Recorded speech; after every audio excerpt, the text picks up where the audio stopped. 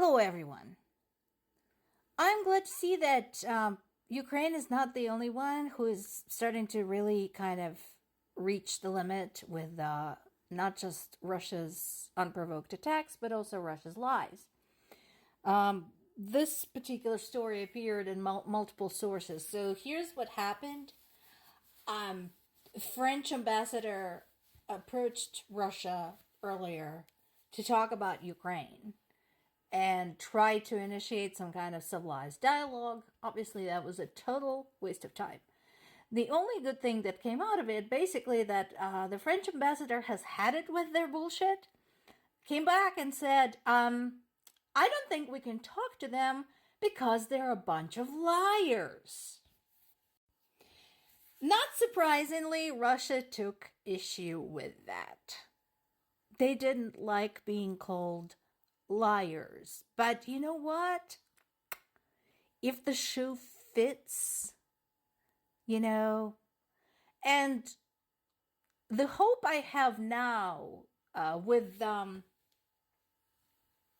Francis Macron having decided to stop being a fuzzy little bunny when it comes to all things Russia, perhaps France will do for Ukraine what it did for America back in 1776 and subsequent years of American Revolutionary War, namely come in with guns and ships. This is a Hamilton reference. If you don't know, look it up. So we'll see, but I'm glad somebody other than Ukraine is coming out and just saying, guys, it is impossible to talk to these people because they're liars. They don't care.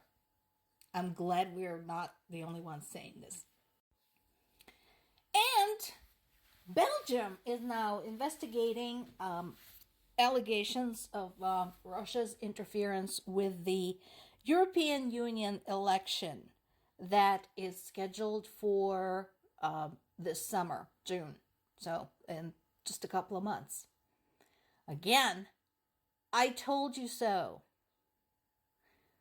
I said this many times. The more you let Russia get away with, the more it's going to keep towing the line. Here you go. We said this before. We said this after the phony referendum in Crimea, that if allowed to get away with this, Russia will attempt to expand its influence, not just territorially, but also politically, every possible way it can, including election interference. Voila! We now have confirmed election interference in the elections in the United States. We have continuing situation with that. They haven't given up. We've had confirmed cases of interference in other countries, and now we have possible evidence of interference with the election of the EU. What did you think you were going to get if you allowed them to get away with invading another country? Did you think that was going to be satisfactory? They were going to just leave it alone? No. Ukrainian people obviously are in dire straits, and they're not waiting to find out. They're not waiting for things to, get worse. So defenses are being prepared. People are pitching in whatever they can do, whatever they can contribute. They are contributing, but obviously, as a lot of people are around the world are agreeing, it's looking bad right now. As predicted, after the destruction of one of the largest power stations, a large thermal power plant in the Kyiv region of Ukraine, there are lots and lots of people without power. Fortunately, it's not winter and it's not yet summer, because summer in Ukraine is brutal, as in brutally hot. So I'm sure that our utility services and military are working together to figure out what to do and how to plug this particular hole.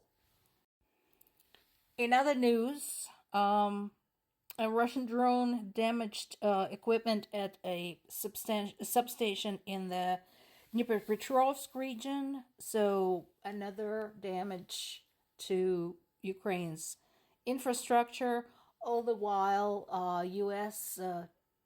Ministry of Defense is telling Ukraine not to target Russia's oil refineries. And once again, I tell them, go fuck yourself.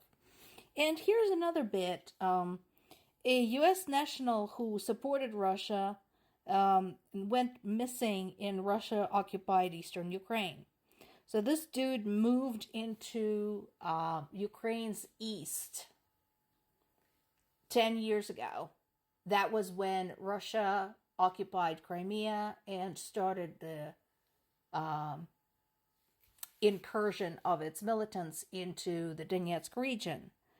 And he was basically plugging Russian bullshit for the Sputnik news. And now he's gone missing. So it sounds like he was a shithead, so that's another shithead Ukrainians may have gotten rid of for you, America. You're welcome. Fortunately, not all of U.S. military, hello, Department of Defense, I am looking at you, is a bunch of idiots. This guy, this dude, has it right. This is a great way to describe the situation that Ukraine is being basically pigeonholed into. The side that can't shoot is bound to lose. He's absolutely right. And it's not me saying this, it's a U.S. general. I've said this before and again, so it's not just me, it's multiple sources. There's multiple pieces of evidence toward this, and that Ukraine is outgunned 10-1 when it comes to, for example, ammo, like artillery shells. And as I said before, it's being told, oh, please, please, please don't target Russia's oil refineries. Why? Oh, but they're civilian objects. No. A reminder, Russian military equipment, airplanes, tanks, armored vehicles don't run on rose oil. In case you were wondering, they run on oil products, gasoline, kerosene, diesel fuel. Guess where those are made? Oh yeah, oil refineries. So you know what? As long as Russia is waging this war and utilizing any and all equipment that uses gas,